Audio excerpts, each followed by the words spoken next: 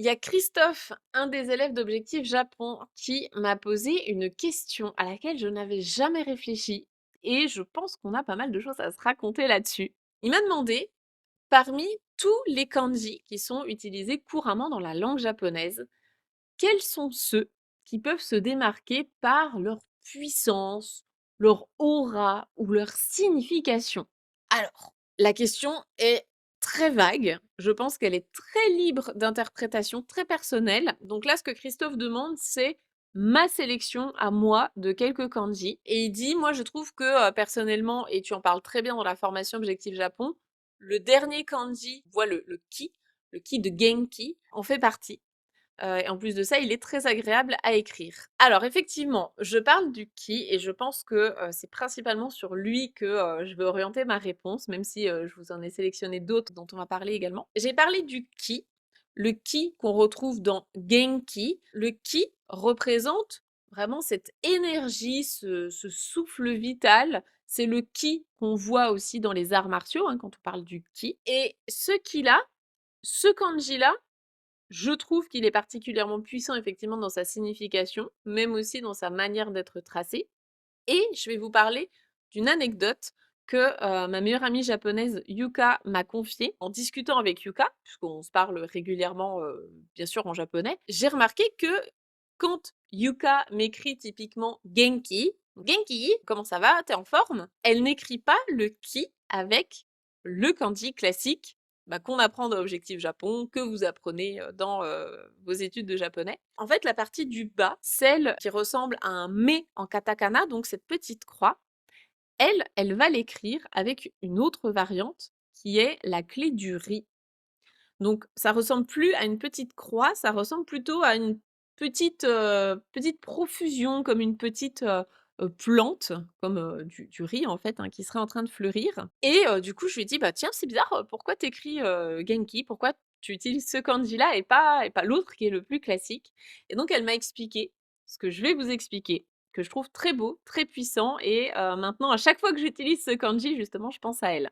En fait, linguistiquement, ces 2 kanji, donc qui ont vraiment la même clé de départ, la clé du haut est la même, la clé du bas change.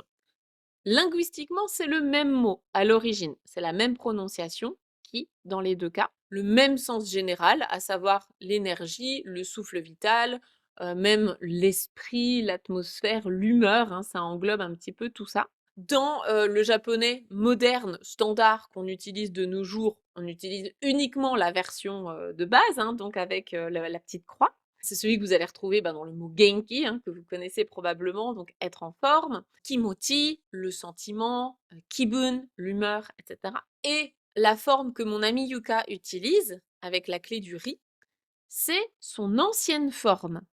Donc il y a eu des réformes, hein, de kanji pour, uniformiser un petit peu tous les caractères qui sont enseignés à l'école. Donc jusqu'en 1946, les Japonais pouvaient écrire ki avec cette ancienne forme. Et ensuite, la réforme a simplifié ce kanji-là, qui est devenu celui qu'on utilise de nos jours. La forme que mon amie Yuka utilise, elle va paraître un petit peu plus archaïque, un petit peu plus ancienne, un peu plus démodée, mais elle a aussi du coup cette nuance qui peut être un petit peu plus soit esthétique, soit spirituelle. C'est un kanji que vous pouvez croiser notamment dans la calligraphie, dans, pourquoi pas même la religion, dans, des noms un petit peu spécifiques, par exemple de dojo ou autres, ou aussi pourquoi pas dans des marques, dans des produits, un petit peu premium comme du thé ou du saké. Et donc pourquoi est-ce que, mon amie Yuka utilise cette ancienne version et pourquoi je vous en parle aujourd'hui? L'origine du kanji, hein, côté chinois, ça représente le souffle qui s'élève du riz en cuisson. Donc ça représente un petit peu ce souffle, cette énergie, cette atmosphère. Hem et Yuka me l'a expliqué en me disant: «Ben, en fait, tu vois, dans le ki traditionnel, tu as donc cette croix et justement ça ferme l'énergie. Puisque tu formes une croix, ça ferme complètement le kanji. Alors que moi, ce que je veux, c'est que l'énergie, elle soit ouverte, elle circule et donc moi, j'utilise l'ancienne forme du kanji qui est plus archaïque parce que justement l'énergie va être ouverte comme le riz qui cuit ou le riz qui fleurit». Et c'est pour ça que je trouve qu'effectivement ce kanji-là de base est puissant, mais si on utilise sa forme archaïque, c'est encore plus puissant.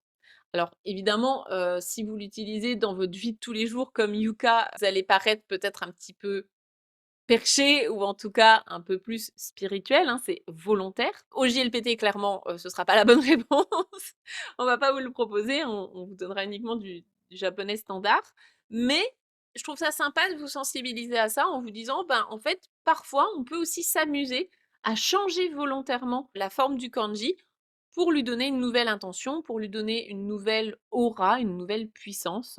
Donc, je trouvais ça intéressant de vous parler de ça aujourd'hui. Pour répondre à ta question, Christophe, pour moi, ce serait vraiment ce kanji-là, avec cette explication-là de mon ami Yuka. Après, dans les autres sélections, on en a discuté un petit peu avec Betty.